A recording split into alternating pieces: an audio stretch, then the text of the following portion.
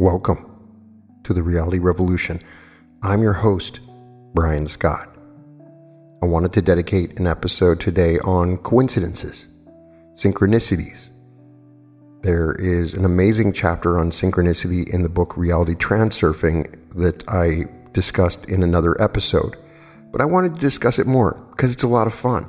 There's some amazing coincidences that have happened in history, and I experience coincidences all the time and synchronicities, and I'm sure that you do too. In fact, you probably just did sometime today, as it feels like we're experiencing synchronicities more and more. But what do they mean? And can we attribute meaning to them? It's just a fascinating subject. One thing all human beings enjoy more than anything is a good coincidence, and for several reasons. First, because coincidence is democratic. It has no regard for wealth or station. Second, coincidence suggests that the world, meaning that vastness of time and space in which a human being can easily feel less important than a grain of sand in the Sahara, is not indifferent to us. Indeed, coincidence suggests that the world, whatever it may be, is not only uncannily attentive to us and ours, but sometimes goes to extraordinary lengths to prove it. Third, as a coincidence creates an impression of mysterious potentials, mostly unrealized, to be sure, but still a possible source of relief from the dreariness of mundane comings and goings of everyday life. Finally, it is a consideration of great importance. None of the foregoing virtues offends any social or political or religious or scientific preoccupations that we may have. Even statisticians, and anxious to persuade us that the arm of coincidence is not so long as we like to believe, are titillated by the challenge it offers to their professional skill. I see coincidences all the time, and some come to me saying, I had this amazing coincidence, and they ask me what it means.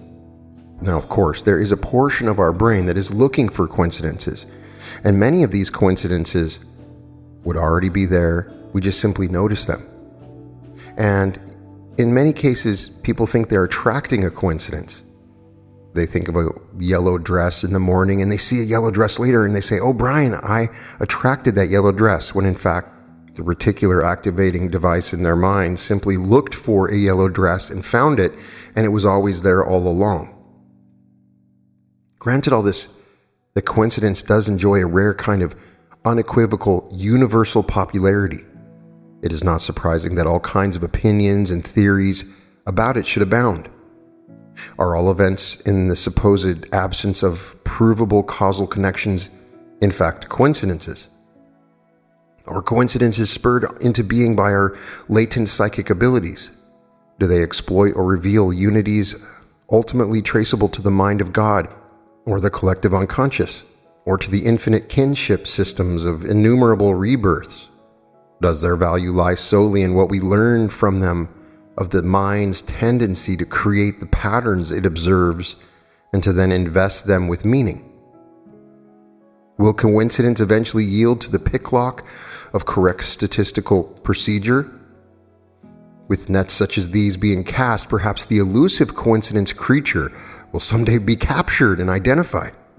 But if it is, shall we ever be quite sure that the evidence that becomes available has not merely fallen into place by virtue of the mystery we call coincidence? A striking coincidence is much like a small drama. The participants arrive exactly on cue, wear the right makeup, know their lines, and produce results that are significant or trivial, amusing, or sometimes awe-inspiring. The problem is that no scriptwriter, no director, no stage manager, and no collusion on the part of actors are involved in the performance. It unfolds without reason, but with perfect order, as though by magic. I know if you're like me, if you're watching a television show and they have too many coincidences in the plot line, it undermines the story. When in fact, we may have more coincidences in our own lives. Coincidences are baffling because they seem to represent order arising by chance.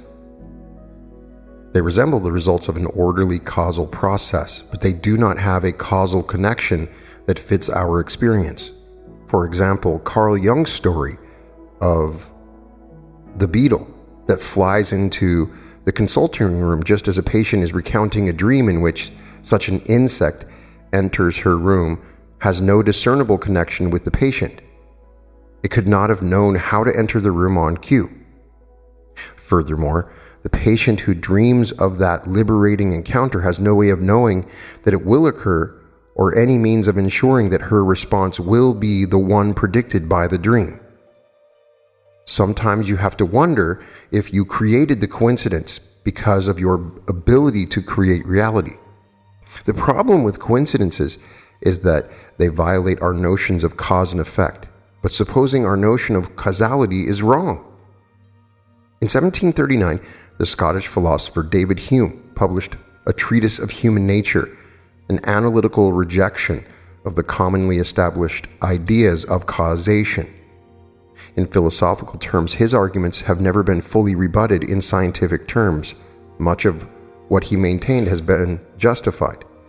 Since Greek philosophers first turned their attention to causality in the 5th century BC, it had been almost universally accepted that everything that has a beginning must be caused by something else. Hume rejected this. On the contrary, he maintained it is not certain that every object which begins to exist must owe its existence to a cause. To believe, said Hume, that every being must be preceded by a cause is no more valid than believing that because every husband must have a wife, every man must therefore be married. Hume aimed to show that the traditional starting point for theories of causation is incapable of proof. He was not, of course, trying to prove its reverse or any other position. All we can justly say of causality is that what we take to be a cause always precedes what we take to be its effect, and that there is always contiguity between the two. Beyond this, he said, nothing could be claimed, and the view that a necessary connection exists between a cause and its effect is nothing more than a habit of mind. For example, while watching a game of billiards, we confidently expect that when one ball strikes another, the ball that has been struck will move. And we therefore persuade ourselves that there is a connection between the motion of the first ball and the motion of the second because cause and effect. Such an idea, however, is not based on logic or observation. Hume said, all we observe is that contact contiguity occurs, the rest is assumption. Our expectation that a stationary ball will move in a predictable way when struck by another ball may well be correct in most cases, but it is not a certainty. The momentum and inertia of the two balls must be considered. Too little momentum or too much inertia, and the effect will not be what we expect.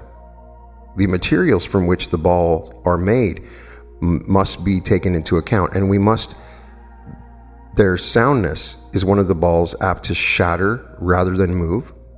We must also consider the shape of the balls, the nature of the surface on which they lie, and the stability of the situation in which the event takes place.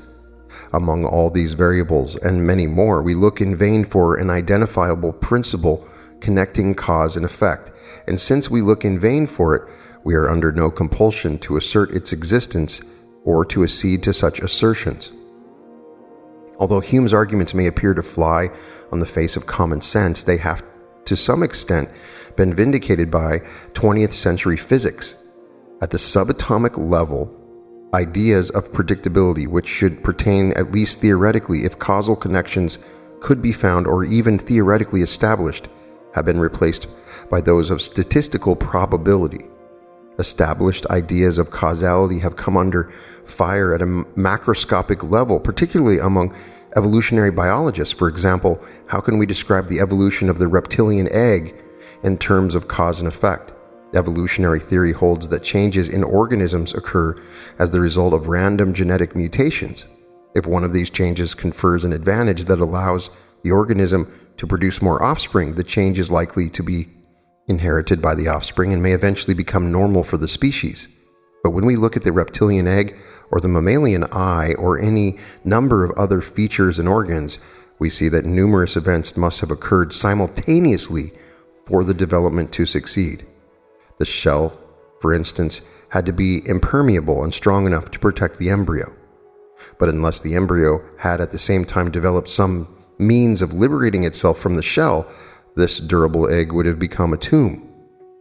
In addition, the embryo had to develop a means of absorbing nutrition while in the egg, but unless it had also developed some means of storing its own waste products safely, it would soon have created a poisonous environment.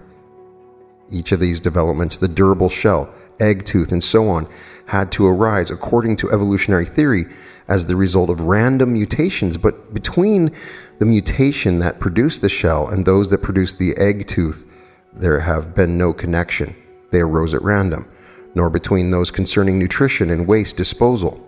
And if there were no such connections, how was the whole process orchestrated?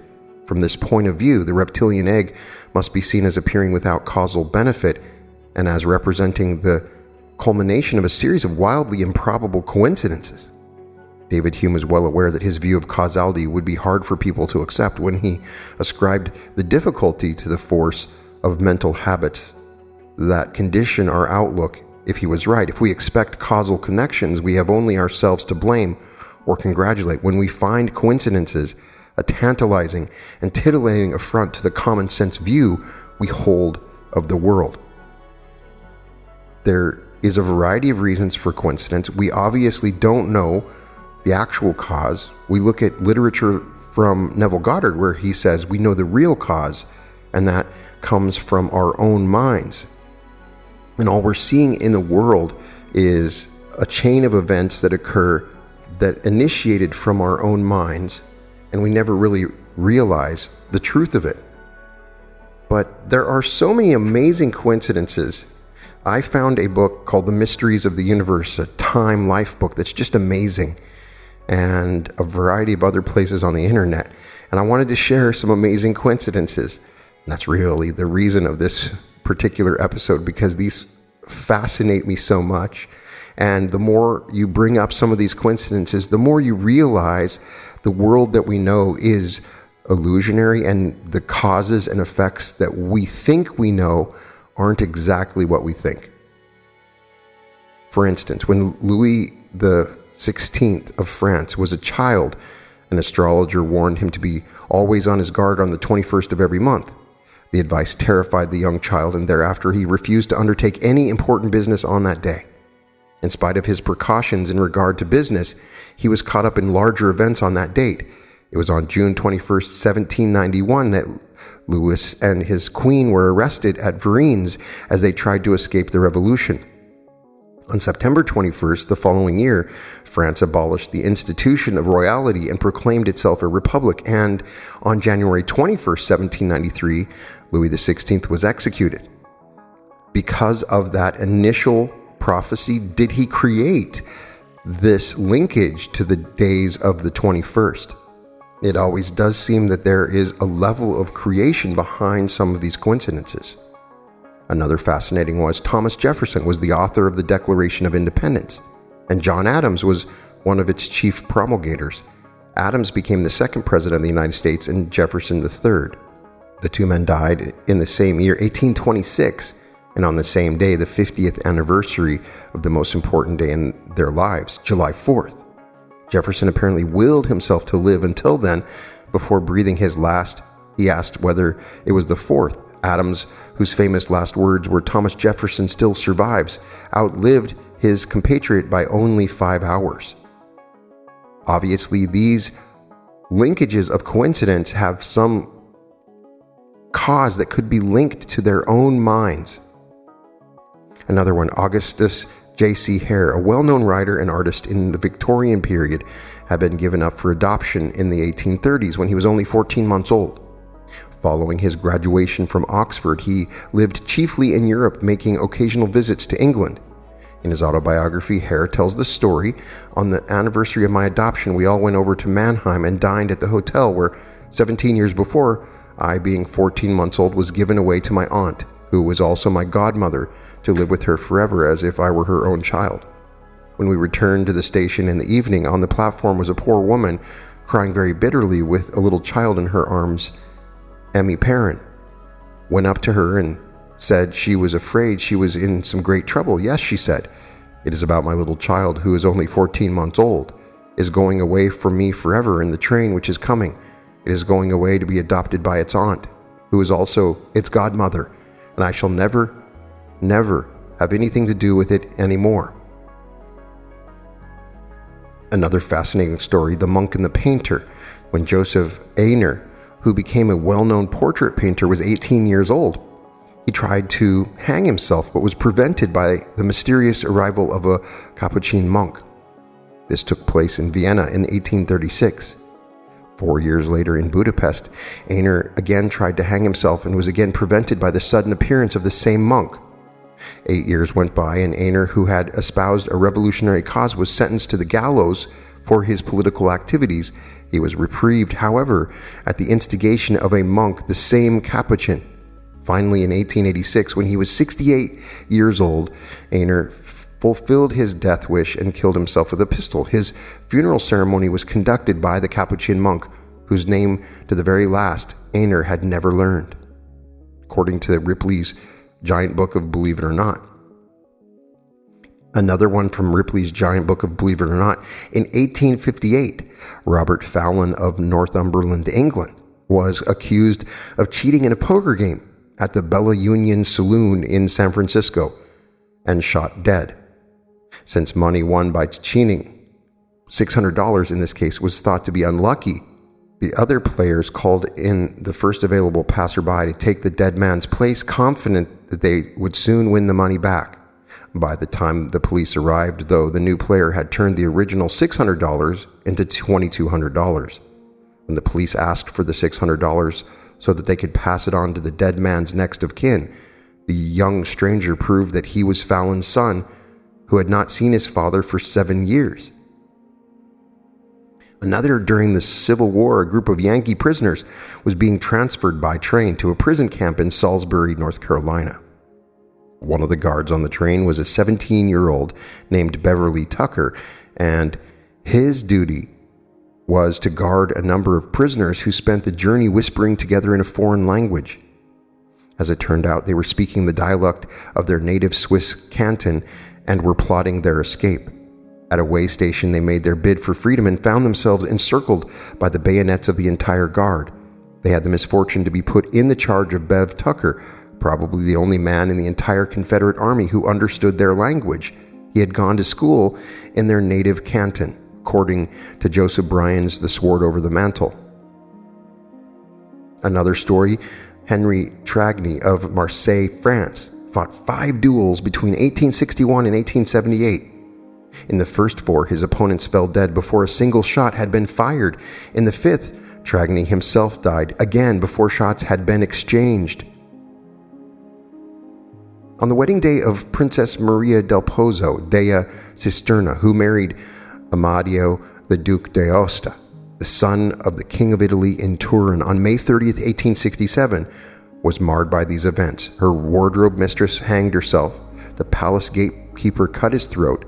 The colonel leading the wedding procession collapsed from sunstroke.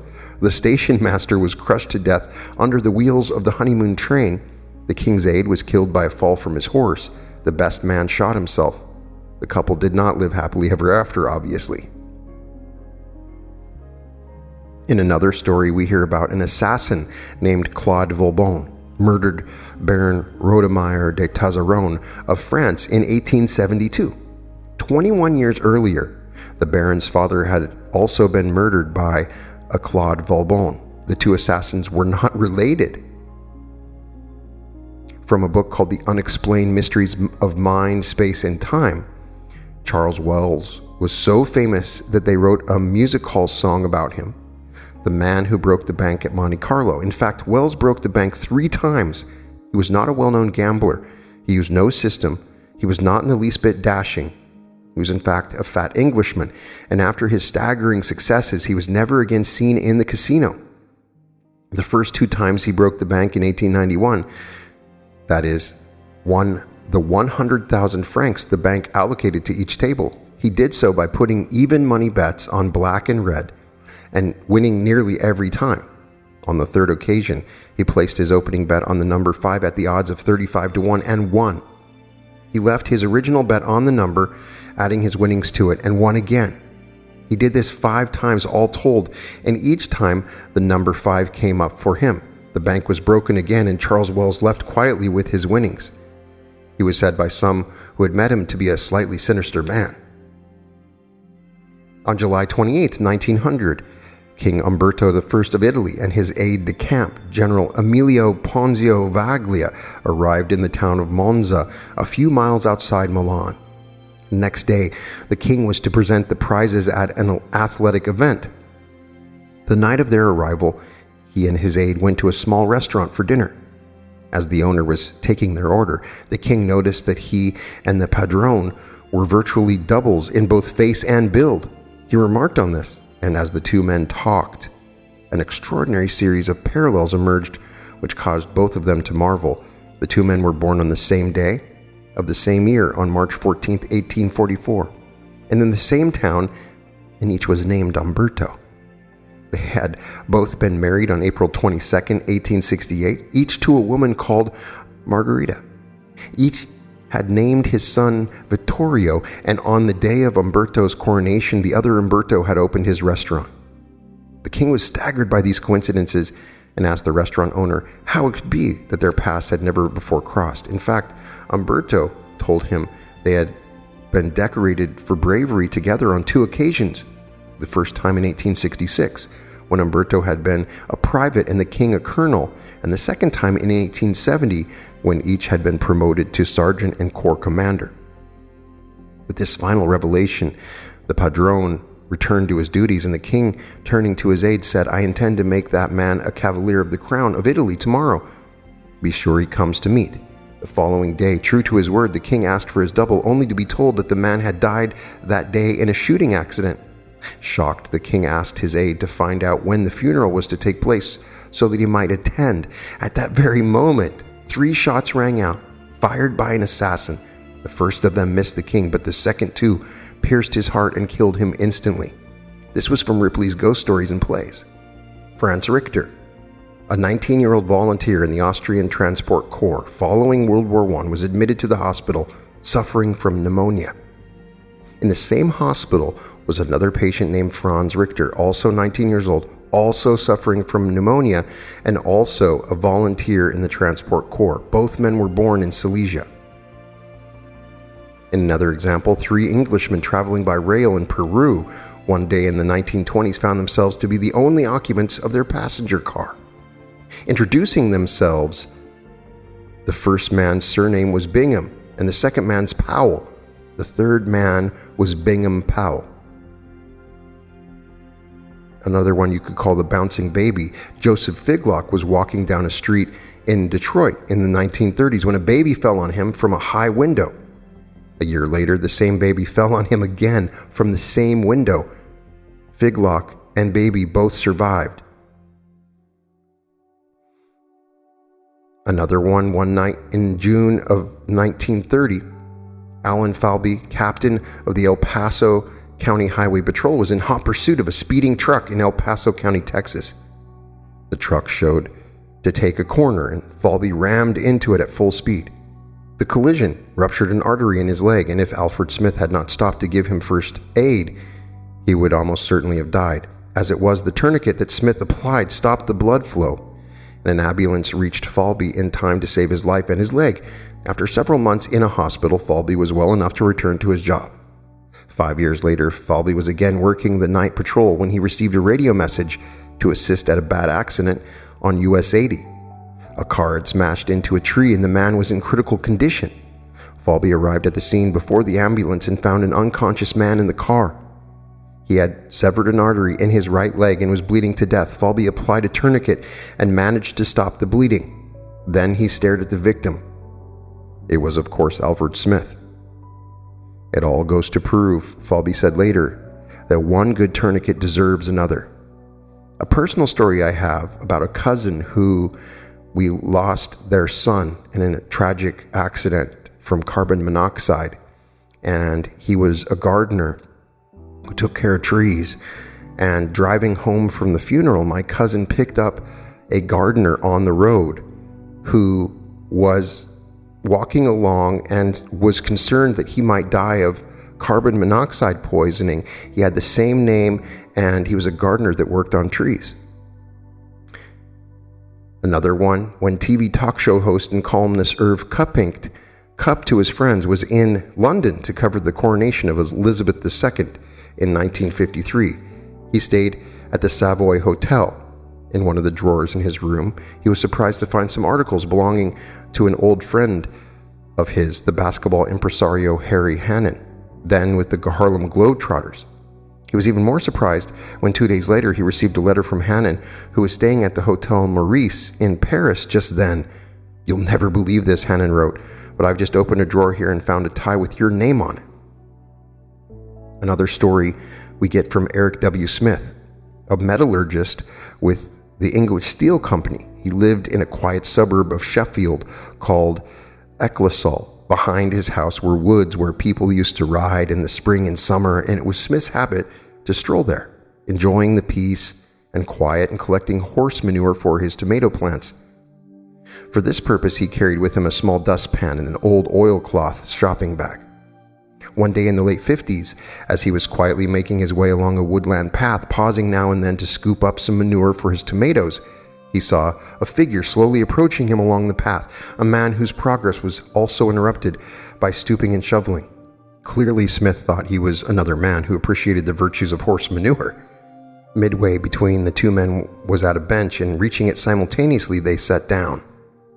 By a remarkable coincidence, the stranger was carrying an oilcloth bag identical to Smith's, as well as a little dustpan. Both men, it turned out, had gone into the woods to collect manure for their tomatoes. With the bond now established, Smith reached for his pipe and tobacco tin. The stranger also took out a pipe, and Smith offered him a fill of tobacco. "No thanks," the stranger said. "I have my own brand." He did. It was the same as Smith's. At this point, both men had the sense that something eerie was happening to them. "My name is Smith," Smith said. "So's mine." And the stranger, "Eric Smith," said the first Smith. "Me too," said the second Smith. "Eric W. Smith." "Yes." "The W stands for Wales," said the number one Smith. "Ah," said the number two. "There's where we differ. I'm Walter." Dr. Warren Weaver tells the following story in his book Lady Luck, The Theory of Probability. The probable date was the late 50s. My next-door neighbor, Mr. George D. Bryson, was making a business trip some years ago from St. Louis to New York. Since this involved weekend travel, and he was in no hurry since he had never been to Louisville, Kentucky, since he was interested in seeing the town, and since his train went through Louisville, he asked the conductor after he had boarded the train whether he might have a stopover at Louisville. This was possible, and on arrival at Louisville, he inquired at the station for the leading hotel.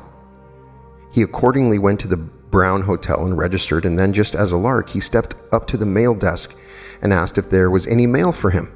The girl calmly handed him a letter addressed to Mr. George D. Bryson, room 307, that being the number of the room to which he had just been assigned. It turned out that the preceding resident of room 307 was another George D. Bryson, who was associated with an insurance company in Montreal, but came originally from North Carolina. The two Mr. Brysons eventually met, so each could pinch the other to be sure he was real, according to an amazing book called Incredible Coincidences.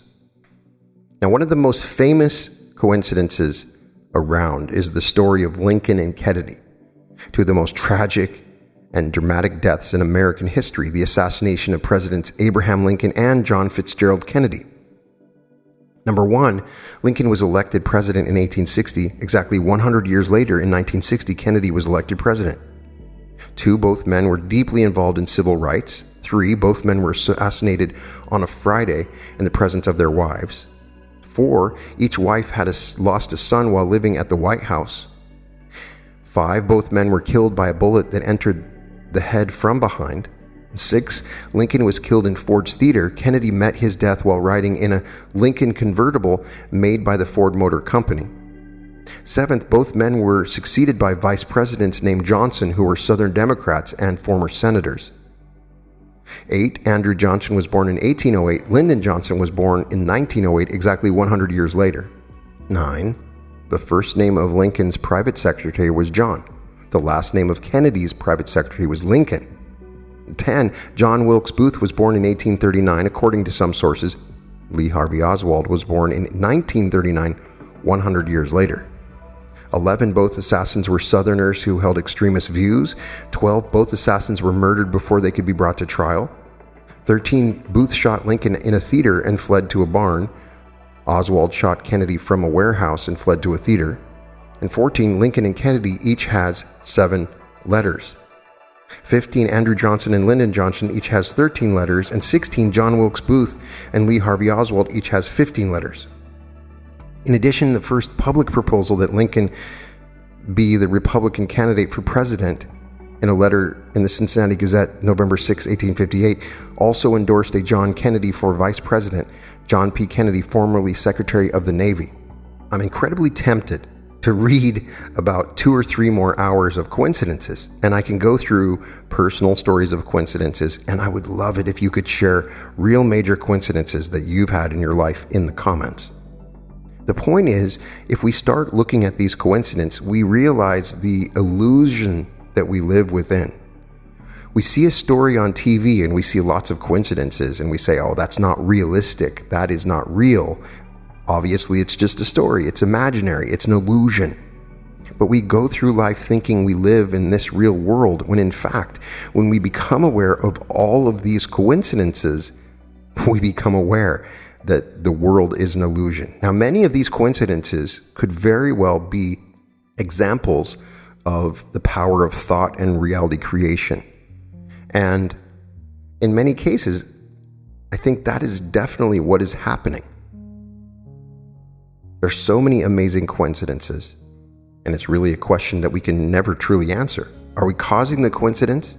Are we attracting the coincidence? Are we noticing it because our reticular activating device has suddenly found that coincidence?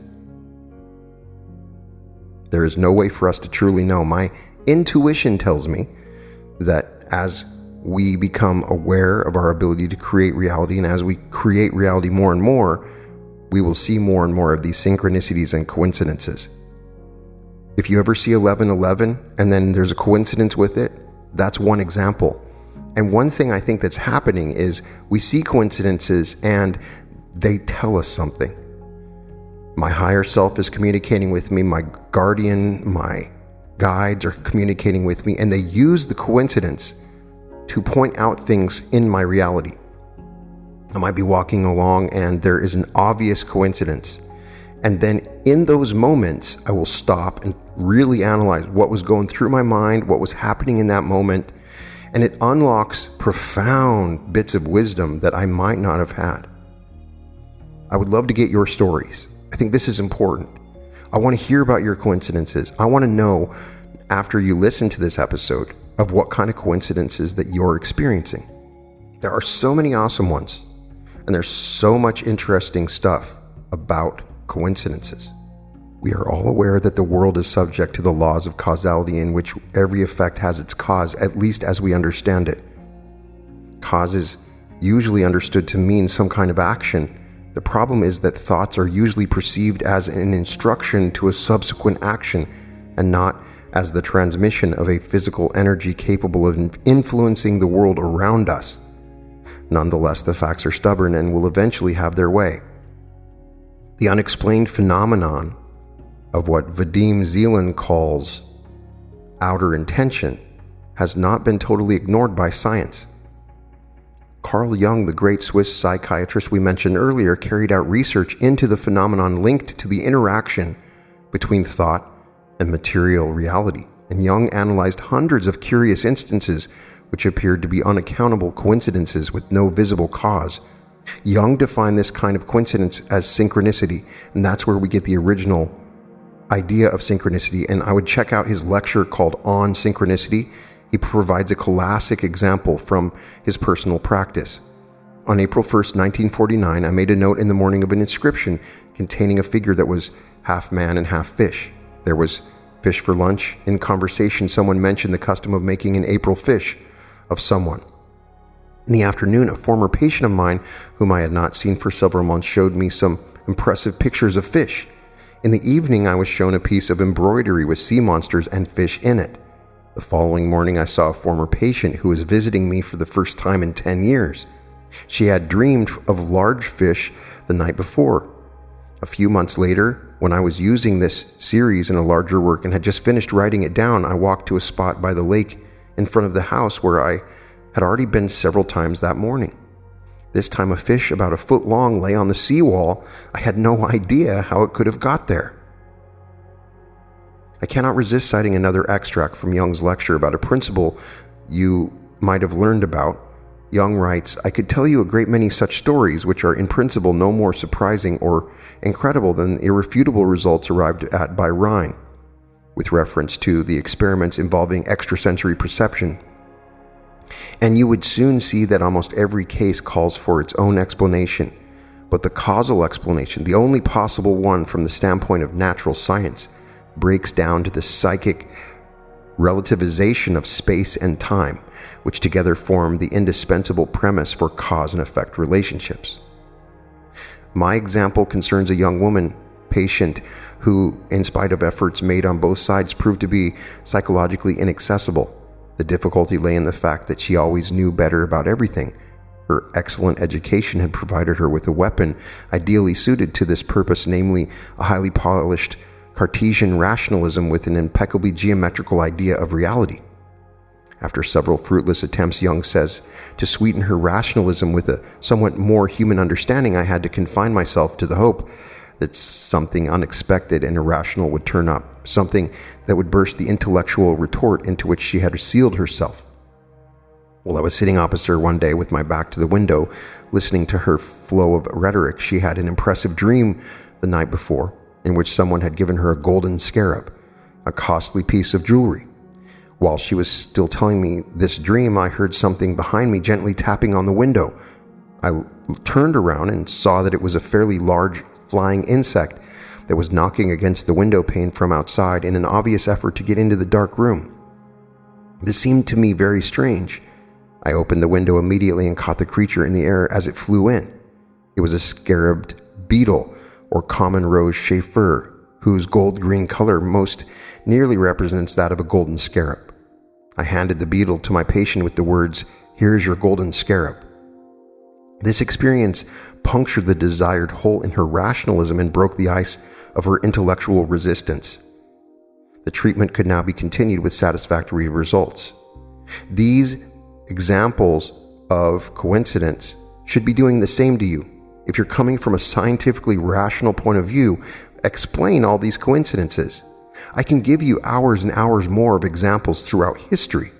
In his work, Synchronicity and a Causal Connecting Principle, Jung defined synchronicity as the simultaneous occurrence of a certain psychic state with one or more external events which appear as meaningful parallels to the momentary subjective state. Jung hesitated for a long time about whether to publish his work because the phenomenon of synchronicity was inconceivable to traditional scientific thinking. There is no contradiction of the law of causality in the phenomenon that Jung is describing. There is always a cause. At least if we understand science, we can go to Hume and say that there's not. It is just that the interacting dynamics between thought and environment remain elusive to our current understanding, which is the cause in synchronistic coincidences. Are events shaped by our thoughts, or do thoughts arise as the premonition of an event? Both explanations are definitely acceptable. The heart has access to data held in the information field, which can then be interpreted by the mind.